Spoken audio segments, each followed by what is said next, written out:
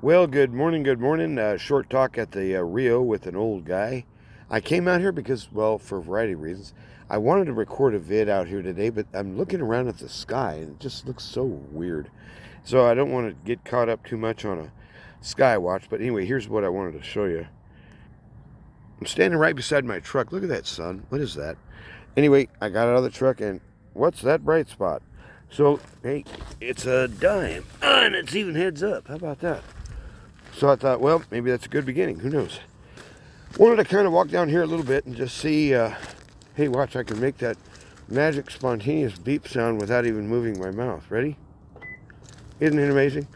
Sounds just like a fob thing on a truck, doesn't it? Anyway, wanted to see what the water level's doing down here, and I wanted to talk about a couple of things. Kind of woke up with this stuff on my mind. It's a kind of a haunting idea, I guess you'd say. It's sort of like, I briefly spoke of that song the other day, that Disturbed version of Simon and Garfunkel, Sound of Silence. Look at these weeds. Hey, anybody want any healthy weeds? We got a bunch. Look at these rascals. Some of them suckers are 5 feet tall or more. Weedzilla.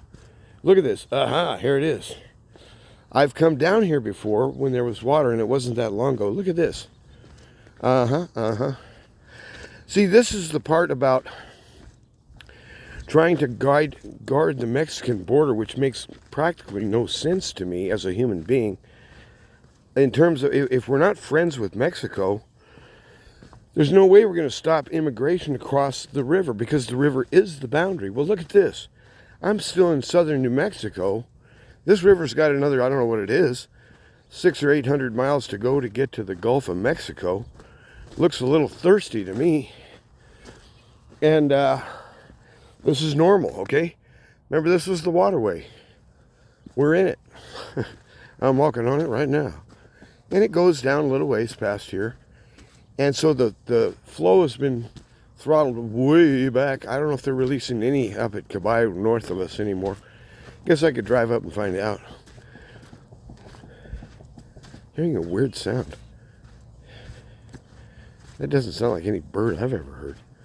Sound like somebody working a high-speed plunger trying to clear a toilet. Look at that. There's the mighty Rio surging southward. There it is. At one point in the late or mid-1800s, there was some talk about trying to duplicate the kind of river traffic that occurs on the Mississippi, over in Louisiana. When they discovered this area out here and got, buying and selling and moving stuff, there was talks about, bringing barges up and down this river for shipping. Good luck on that. But the river at that time was uncontained. In other words, for years and years and years and years, the flood level rose in the spring, fell in the fall. So the floodplain went quite a bit further than the modern levee system allows. And that's why there's good farmland just east of here. One of the things I wanted to talk about was these skies. Now, it's too bad that they've disappeared. When I came out here, if I'd just filmed it then, you could have seen it. But now they've all gotten all wispy. Those darn non-existent trails, which are not being sprayed overhead by nobody for profit. Look at these skies. I don't know how to describe it, but that weird haziness, and it's kind of hanging low. Probably no higher than 2,000 feet or 3,000, but it's almost invisible. I know I must be in it, but I can't see it nearby. I don't know what these clouds are. It's this real weird wispy junk that barely even sticks together or something. Earlier you could clearly see, in fact, there was an aircraft passing overhead. And what are we hearing about this? Nothing. And it's that kind of thing I wanted to talk about today. In other words, with all the hubbub and all the excitement and all the explosions and scandals, people are yelling at me about being on my right. That's one thing I don't like about bike paths. They think they own the thing. And it's like, well, get out of here. But the point is, The roar of silence that we're hearing about what is that sky? Look at that junk off north of me there. There's this gray hazy guck hanging in the air. These skies, I grew up in New Mexico, should be blue. And this stuff doesn't look like any natural cloud formation I remember. That just doesn't look right. And this scuttled thing over here, I think I've seen that in natural clouds before. But if you ever watch the trails which don't exist as they're going up, about 20 minutes later, sometimes you'll see a little spiral formation, almost looks a little bit like a old-fashioned telephone cord up in the air. And it's slowly expanding. Watch for those are kind of interesting. So I wondered if that scuttled stuff could have been that, but I think that's getting a little carried away. What are we hearing about this? The big nothing, zero zip silence doesn't exist. And there's a guy, Richard Vobes did a good vid the other day about this chap in Britain, the MP. I just had his name, Andrew Brigham, I think his name is Andrew Brigham. And he's been doing these, he wants to do, they call it a debate in their parliament concerning these non-existent EDs. No, that is not erectile dysfunction. Well, actually, it would be that too, but never mind that. The excess D's, you know what I'm talking about. And so I think it's been 2 times or more he's gotten up to speak, and basically the whole house walks out. I mean, literally the assembly room is empty. He's the only one in there. And they simply refuse to hear about EDs. And so the silence is deafening. And it's sort of like, well, you know, the people are now aware then, aren't they, that the so-called representative government, which was supposed to be guarding them and guiding them and defending them, is busy bumping them off and won't talk about it. Why? There's money involved, I guess. Power, too. So, you know, this is the kind of world we live in. This is a snapshot of where you are now.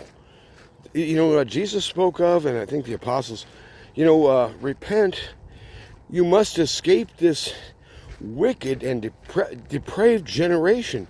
They're bent. This generation is crooked and is swiftly becoming beyond redemption.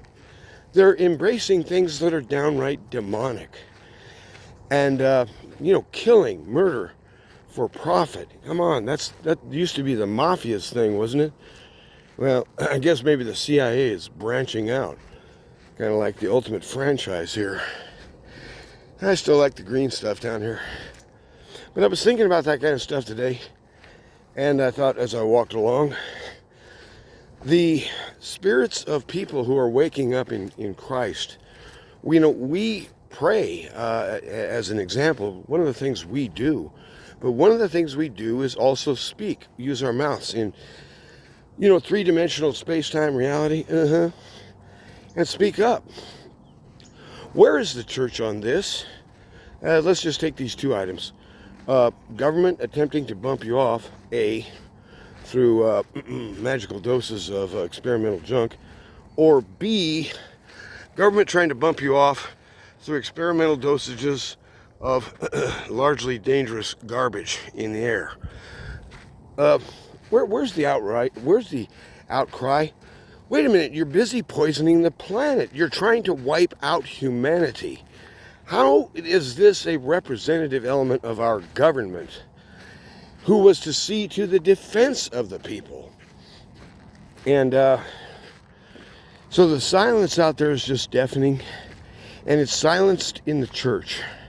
I was thinking about this a little bit this morning. As far as I understand it, in terms of the way the Lord has set up providence in this world, there are 3 legitimate agencies of authority that we're really obliged to respect and also to operate within the amount that our conscience allows. But those 3 would be, of course, the state or the kingdom, however that works. That's we would call it the political sphere in our time. B would be the ecclesiastic, the church body, the believing peoples on the earth, functioning as a unit, at least in some corporate fashion. C, the family, and that might include clan and tribe too, if you care. The point is, clan and tribe can get mixed up in national politics. The church can get mixed up in the clan or the tribe or vice versa. But these three spheres of authority are necessary for order to prevail.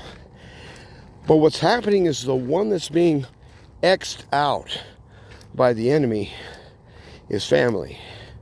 In other words, if you take the three spheres of authority, family, church, and state, and you X it out, just X out one of them, doesn't matter which one, but take the weak link. And that's what the enemy does. The nuclear family, as they call it. I remember George Bush was criticized because he said of a nuclear device or something that it was nuclear. And the media made a huge deal about that. And they hated Bush. Not as strongly as they hate Trump, surely, but at any rate, never mind that. There's a huge roaring quiet. And it's up to the church to speak out in these three spheres. You are a citizen of the republic or of some country, I take it. You are a member of some body of believers, even if they're called the LGBTQ church or the BLM family. In other words, you are associated somewhere in a ecclesiastical body that is based on belief. For most Americans, that church is called the Church of Science. When science says it, that's the end of the question. That's the end of the answer. No inquiries allowed after that, especially my interpretation of science. And so it kind of functions like that. And so we've got these three spheres that we're operating in, at least. And we keep trying to trip it up and make it into a two. So it's the family that's under assault. Let's get rid of mom, let's get rid of dad. Let's let the kids make up their own minds by the age of 3 or 4, whether they want to be a boy or a girl. And all this other garbage that they're palming off. It's the church, yes, who should be speaking out, but that means it's also individuals, members of families, who should be speaking out as fathers or mothers or grandfathers or mothers. This is an outrage. What are you doing to our children? They're poisoning them. They're giving them all kinds of weird, bizarre communist propaganda. It's really devilish. And who wins here? And the answer is that there is a demonic onslaught occurring in our world, in our time. And the church, who should see it, won't and can't. She should be the one ringing the alarm. Look, not only have the barbarians breached the gate, the enemy is among us, yes. But now the information has come out. We've been sold. We've been sold as slaves. And we don't even know it yet. But the church is silent. The church won't say. But individuals, see, you're always a member of a family. It doesn't even matter if you're adopted or not, or if you're an orphan. You're still a member of a family. And in that sphere, you are also required to be a citizen before the king and a faithful believer, if you'd like to know. So get with it. But the point is, the world as it's now set has a strange kind of new roaring quiet to it. And so it's like they're on the unveiling stage of what they think is the big fix, the big answer, the revelation of the man of sin. In other words, they've got their own phony baloney Messiah, their own phony baloney salvation, their own phony baloney estimate of what life is supposed to be. And from their perspective, it's all about domination and profiteering and trampling the weak. The church won't say it. The state surely won't say it. Look at Bridget. Look at all the quiet. Look at all the roaring silence on the non-existent poisoning and the other non-existent poisoning that I'm talking about. The one with the magic needle. What's all that roaring quiet about, church? What's all that roaring quiet about, politic genius? And by the way, I just would like to register my dissent. I didn't watch the latest broadcast of propaganda and BS by you-know-who, the Poodle. But I did watch outtakes of it. And it was by another YouTube creator. I can't remember the name, but it was a news thing. Here's a report. And this is what they were observing through the so-called statements and stuff. And it was an okay synopsis. But what I kept thinking was, wait a minute. Joe Biden is jowly. Let me just see if I can invert the camera to do dramatic acting. Joe Biden is jowly down in here. He's got old guy loose skin. That's not so unusual. This guy didn't. His skin was smooth and tight. I thought, wait a minute, when did Joe go in for plastic surgery? But the other thing was, this Joe that was on the TV the other night, he wasn't just some rambling old lunatic making inane remarks that were non-sequential. He wasn't just wandering off the stage or tripping and falling over, a bag of sand next to him. Why would someone put a bag of sand next to that guy? But anyway, they wanted him to fall. Oh, I see. So the point is that you've got bumbling Biden. Well, it's not bumbling. The guy's senile. It's evil that his wife even allows him to serve. She should be the one protecting him at this point in his life. Ugh, Dr. Jill, my butt. But anyway, the point is, we've got this kabuki going on where I'm not even certain that the so-called Biden up there is even the same one who didn't win in 20.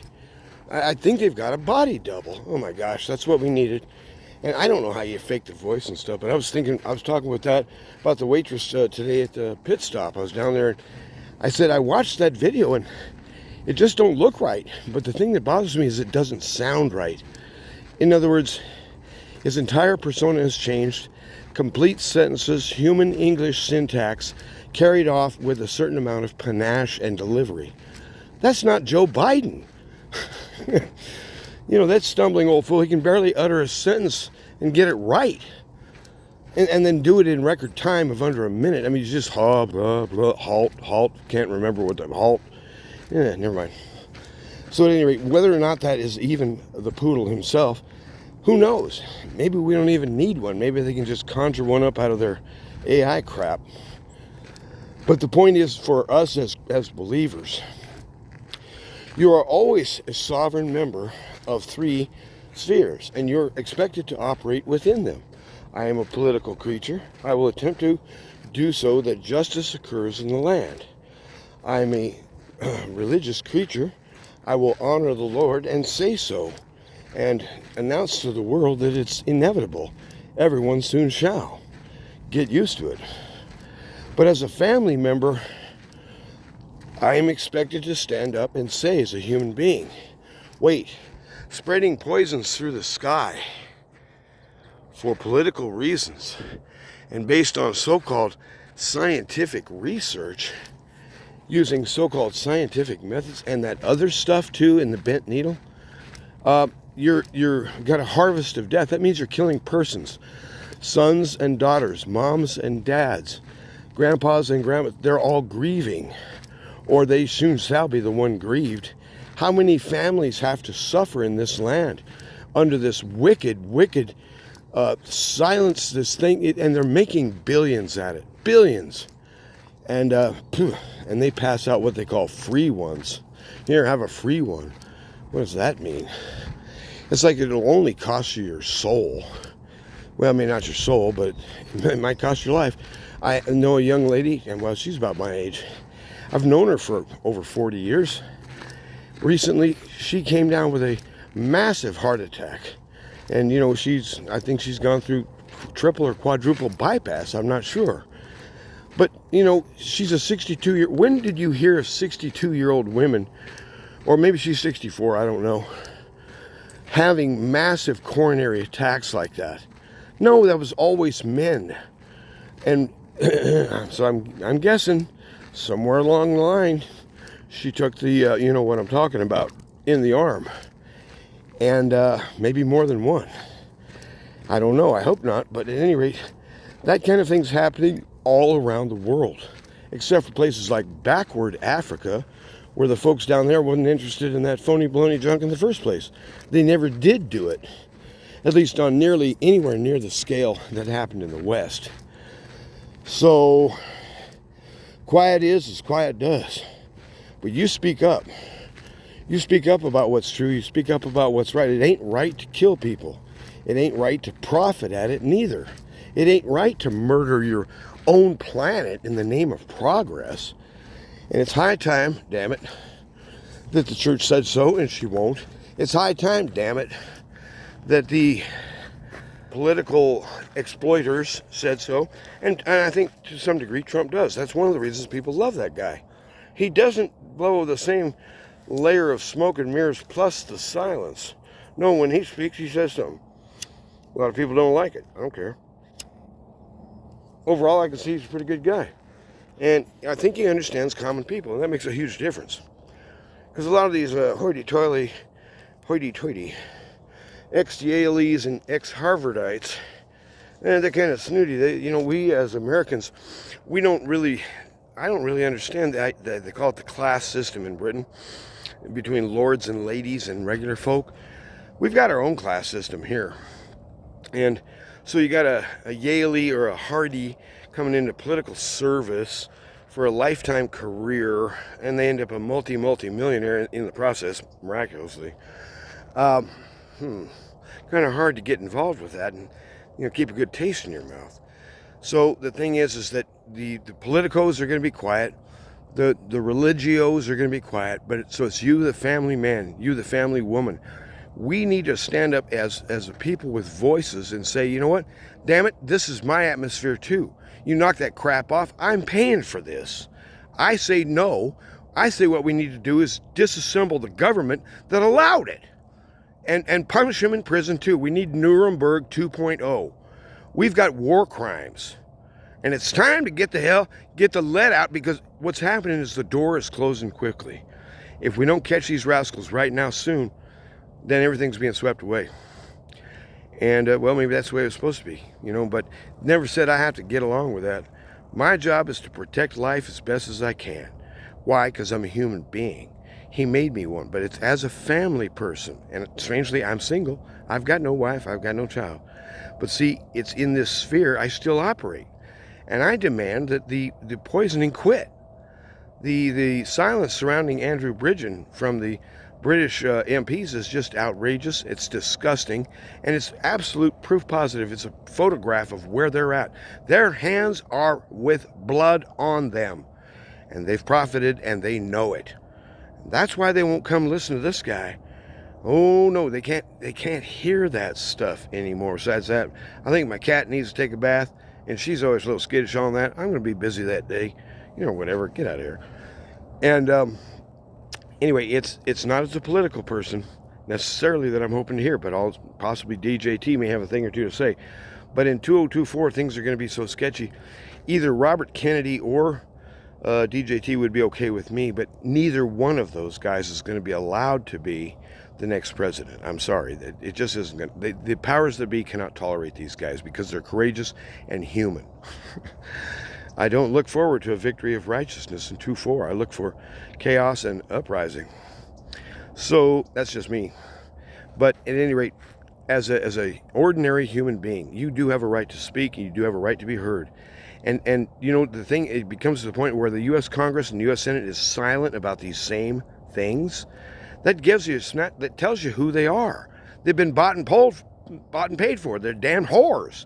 2-bit whores. Got more integrity than they do. But they're making millions. This ain't going to stop. It's going to go right up to the end. But what happens is near the end, the son of perdition inherits this system and kind of whips it into shape temporarily. First on the nice guy front, then on the not so nice guy front. It's going to happen, and I don't know who that is, but I really do believe that the final son of perdition may already be physically alive on Earth today. I think he has to go through some kind of transformation or transition or induction into their god-awful ritual before he qualifies as their true poobah. But he's already heavyweight, he's a big shot. He is known by some. That's my guess. I can't find the guy. I don't know who it is.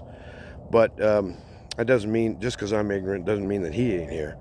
So he's the one that we look for as a sign. the great apostle teaching, apostolic teaching, I mean, that there must be two things occurring before the coming. You go look them up, but one of them is the son of perdition appearing. The other is what we're already talking about, that big roaring quiet where there ought to be an outcry. Things are moving swift. You hang tough and don't let them catch you with your pants down. Or if you do, at least you could moon them. Have a good day. Bye-bye.